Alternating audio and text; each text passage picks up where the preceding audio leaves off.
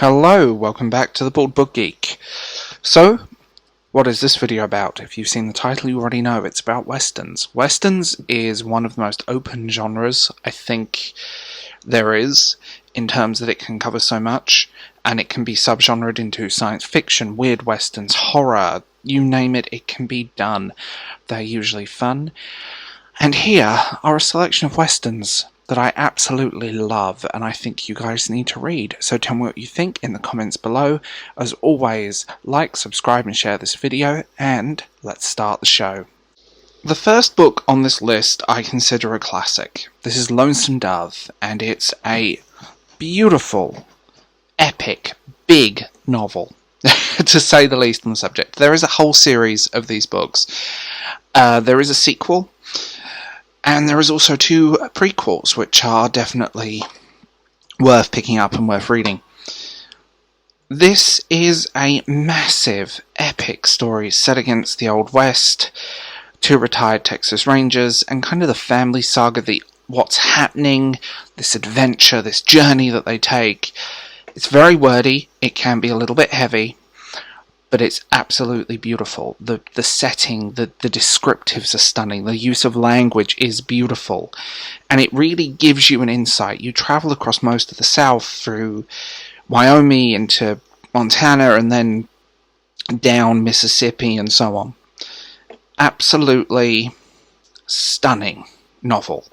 I've read through all of them many times, and I inherited the audiobooks from my grandmother, ironically.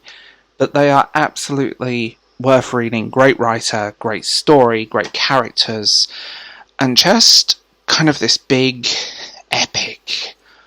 And I know these are words I don't use that much, but it's just what it is. It's a quintessential Western that's very character driven. And I will say the miniseries adaptation is rather breathtaking too. The Gunslinger by Stephen King. This is both a Western, a science fiction novel, a fantasy novel, a post-apocalyptic novel, and it hops genres many times. It's part of the Dark Tower series, and I'm a huge fan of them. They are my favourite Stephen King novels. The Gunslinger is the shortest of them, and focuses on the gunslinger Roland and his journey to the Dark Tower. Everything that happens along the way, it takes place across other worlds. It's just what I like to call one of the weird westerns in the best way possible.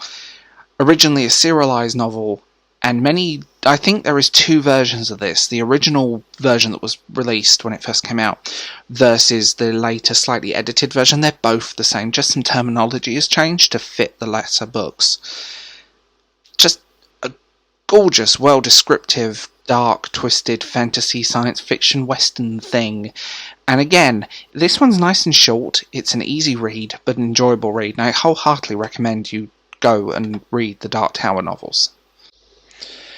The Sun. This is a family saga set in the West, and again, big, wordy, brilliantly written though, and a very modern book. It only came out a few years ago.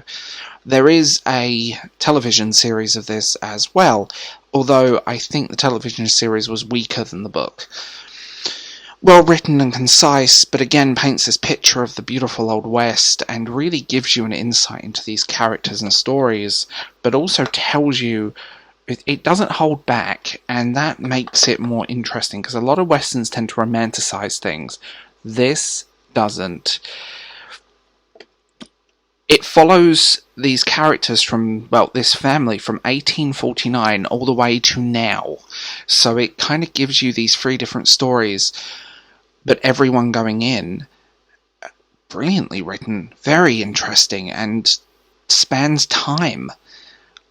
By the way, Pierce Brosnan was in the television series. Overall enjoyable, good 4-star read, but one that I think is kind of a different take on the Western genre. Now we're back in the weird Western territory.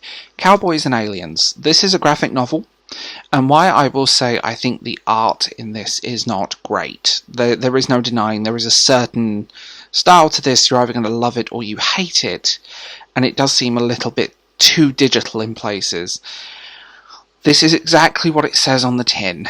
Cowboys and Aliens. Kind of takes you on this journey through with this character as he goes through hell.